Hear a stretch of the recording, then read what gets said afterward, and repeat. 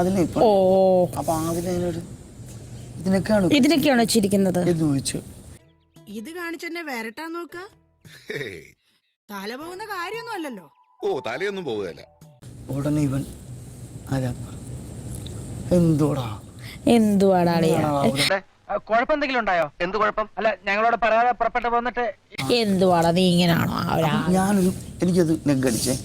ഞങ്ങളൊരു തമാശക്ക് എന്റെ ചോദ്യത്തിന് വ്യക്തമായ ഒരു മറുപടി കിട്ടിയേ പറ്റൂ. അത് കഴിഞ്ഞ് വന്നിട്ട് ഇവൻ തമാശക്കിരുന്ന് പറഞ്ഞു ചത്തുപോയനെന്ന്. ഇതെന്തിനാ എന്റെ നാട്ടിൽ വരുന്നത്? പിന്നെ നീ കെട്ടിപ്പിടിച്ച് 2 ഉമ്മ ഞാൻ വന്നിട്ട് നിന്റെ ശവപ്പെട്ടിയും പെട്ടിക്കച്ചവടൊക്കെ ഞാൻ ശരിയാക്കി തരണം. ഞാൻ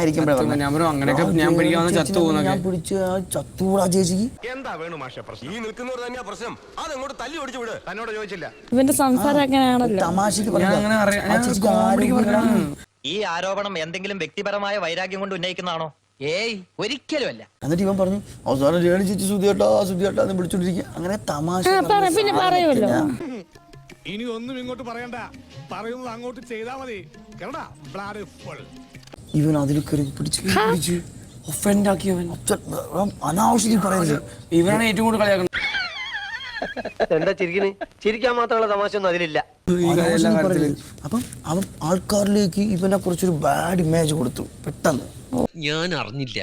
അത് വഴിയേ അറിഞ്ഞോളൂ. രേണുസുതി സുധിച്ചേട്ടനെ കൊല്ലാൻ നോക്കി. സുധിച്ചേട്ടനെ അപമാനിച്ചു. ഹെവനല്ലേ? കാണും ഇങ്ങനെ ഒരു കള്ളൻ. കുറെ നുണ പറയാനും നീയൊക്കെ അത് കേട്ട് വായും പൊളിച്ച് നിൽക്കാൻ. എനിക്ക് ഇഷ്ടപ്പെട്ടില്ല. ഞാൻ പറഞ്ഞു മാറ്റി പറഞ്ഞു നിനക്കിത് വേണമെങ്കിൽ സൈലന്റ് ആയിട്ട് കളിച്ചു കളയായിരുന്നു. എല്ലാവരും കൂടെ ചേർന്ന് എന്നെ തേച്ചല്ലേ? അതെന്ത് വർത്താനോ ചേട്ടാ നിങ്ങൾ പറയുന്നത്? നീ അത് വിഷയമാക്കാൻ വേണ്ടി തന്നെയാണ്. ഒരു കണ്ടന്റായി വേണ്ടിട്ട് നീ ശബ്ദം ഉയർത്തി. കഴിഞ്ഞ 4 തവണ പറഞ്ഞ ഒന്നുകൂടെ പറയാ, നിർത്തണേ വയ്യ. കാരണം രേണുസുതി പുറത്തുവിട്ട കണ്ടന്റ് ആവും. നിനക്ക് വേണമെങ്കിൽ വീട്ടിൽ നിന്ന് പുറത്തിറങ്ങി നടക്കാൻ പറ്റുന്നില്ല മനുഷ്യർക്ക്. നാട്ടുകാരെ മുഴുവൻ കളിയാക്കാം.